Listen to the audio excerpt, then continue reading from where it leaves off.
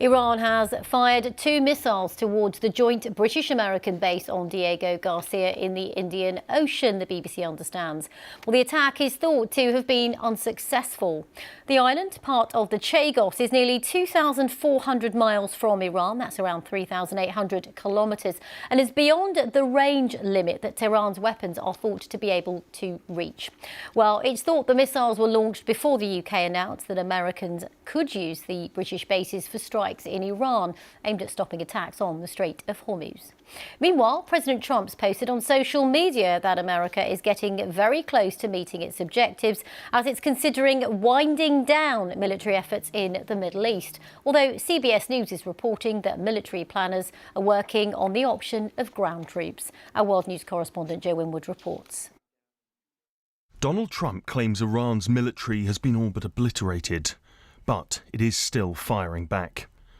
This was a US diplomatic facility in Baghdad after a drone struck last night. And it seems Tehran is expanding not just its targets, but its range as well. The BBC understands that Iran fired 2 missiles at the UK-US base on Diego Garcia in the Indian Ocean, around 3,700 kilometres from the Iranian coast. Neither hit their target, but that is far further than their missiles were thought to be able to reach. It's understood that the attack happened before Sir Keir Starmer agreed that US planes could now use UK bases, for example RAF Fairford, to attack targets that could threaten shipping going through the Straits of Hormuz. It is a shift from the British government. Some will see as subtle, others significant. For Donald Trump, it seems to be too little, too late. I was a little surprised at the UK, to be honest with you. They should have acted a lot faster. From Iran, a very different response. The foreign minister warning that the shift in policy would have consequences. Mr. Starmer is putting British lives in danger, wrote Abbas Araghchi. Iran will exercise its right to self-defence. Yesterday, a missile fragment landed in Jerusalem's Old City, home to sites sacred to Christianity, Judaism and Islam. Iran continues to strike targets across the region, including Gulf states, once its allies. To Israel's north, the Iranian-backed group Hezbollah is still firing rockets over the border, which continues to be met with a ferocious response. Israeli tanks are moving north. Lebanese authorities say more than 1,000 people have now been killed by Israeli strikes, many of them civilians. Donald Trump is nothing if not unpredictable, and shortly after saying this, I don't want to do a ceasefire. You know, you don't do a ceasefire when you're literally obliterating the other side.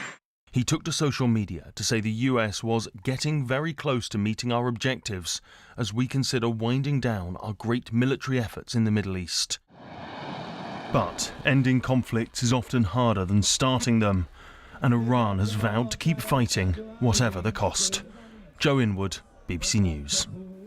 Well, our North America correspondent Simi Jola Osho told us more about what we've been hearing from the president.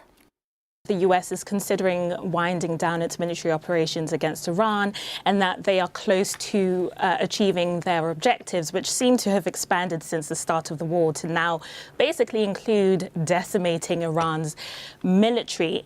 It feels like he's sort of defining the parameters of a victory, right? And like you've said, Virginie, it slightly contradicts reports that we're hearing from US media, including CBS News, that firstly, the Department of Defense has made detailed preparations to deploy ground troops, although it's not clear under what circumstances the president would authorize that for. And then you've got the other report that nearly 5,000 Marines and several warships, American Marines and warships, are making their way to the Middle East from Japan and from the US. Now, when he was asked about it, President Trump said he wouldn't deploy ground troops. The Pentagon also declined to comment, citing operational security.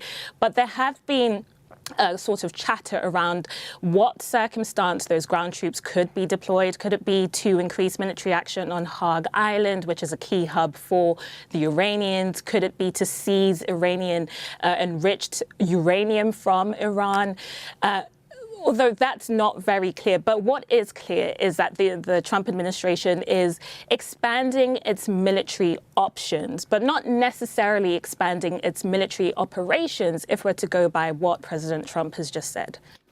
Simi Jola Osho there in Washington. Well, Israel has contradicted President Trump's comments about the US winding down their operations in the Middle East. Israel's Defense Minister Israel Katz released a video statement saying that the joint US-Israeli military operation against Iran will intensify in the coming week. Let's have a listen. This week, the intensity of the attacks that the IDF and the US military will carry out against the Iranian terrorist regime and against the infrastructure on which it relies will increase significantly, and the campaign, led by US President Donald Trump and Israeli Prime Minister Benjamin Netanyahu, will continue.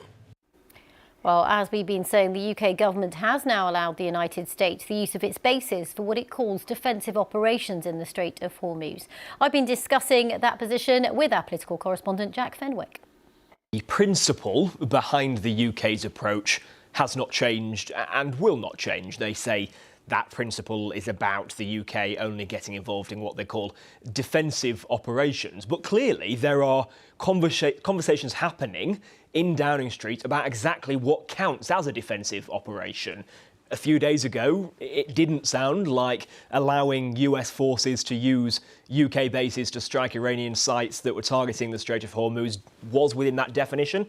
Now, the government say that it is. Now, I think that has caused some concern in Parliament. We know that there are a number of Labour backbenchers, probably quite a small number at the moment, who think that actually that definition of defensive has perhaps moved beyond what they might have first assumed. The Liberal Democrats and the Green Party have both said that there should be a vote in Parliament on the US use of UK bases. At this stage, that feels unlikely to me because the government are sticking to this idea that they haven't budged. But clearly, the more the UK does get dragged into this, events like the Iranians targeting that base on Diego Garcia is inevitably going to lead to questions for ministers about where all this is going. Indeed, and there's a lot of pressure, I guess, from both sides on Sir Keir Starmer. You've got pressure from the US and President Trump, who said that the UK should have acted a lot faster. And then you've got pressure from his own party and other politicians in Parliament. Yeah, that's right. We know that Donald Trump has been critical of Sir Keir Starmer for not helping out more and more quickly. Now, I think one of the things which makes Downing Street less nervous about that criticism is the fact that they think they are pretty much in lockstep with other allies, and I think they will want to try and maintain that. I don't think we're going to see the UK sort of going off and doing something different to other countries.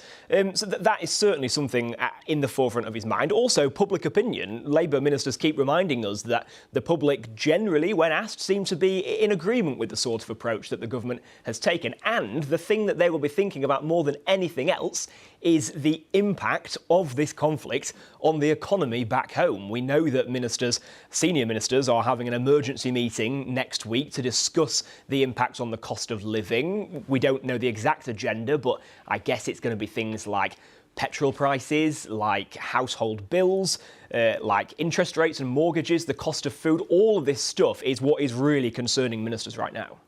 That's Jack Fenwick there. Well, Matthew Saville is the Director of Military Sciences at RUSI, the Royal United Services Institute. I got his thoughts on all of this.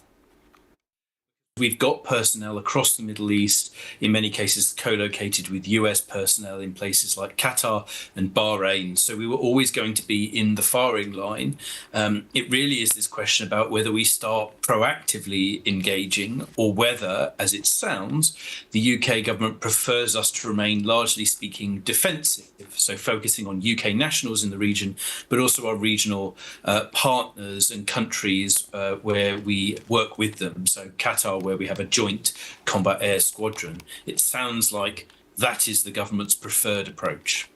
And in terms of what we were hearing before that from the US and those reports that the possibility of boots on the ground is being considered, I mean, I spoke to someone an hour ago who said, look, this is all part of military planning. You look at all options. But how much do you think this is a realistic option, given that many experts say the only way to really take back the Strait of Hormuz is by having boots on the ground on the Iranian sides in some form? Well, I'm not sure that is the best way to reopen the Strait of Hormuz. I mean, the solution to the Strait of Hormuz in the long term is some kind of political settlement that stops the fighting. Otherwise, you have committed either a ground force or a maritime force to effectively be running the gauntlet or holding ground. There are a number of different ways to try and force shipping through, but they all involve take risk. I think the question about lots of these options that are being talked, taking Iranian islands, opening the strait, are within the realm of what is possible, but what they all relate to is how much risk the US is prepared to take. It has phenomenal military capability.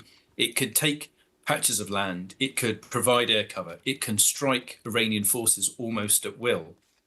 The real question is, how much are they prepared to commit and for what duration and at what cost to their priorities elsewhere globally? Indeed, and I wanted to also get your thoughts on those comments from President Trump towards his NATO, usually allies, calling them cowards.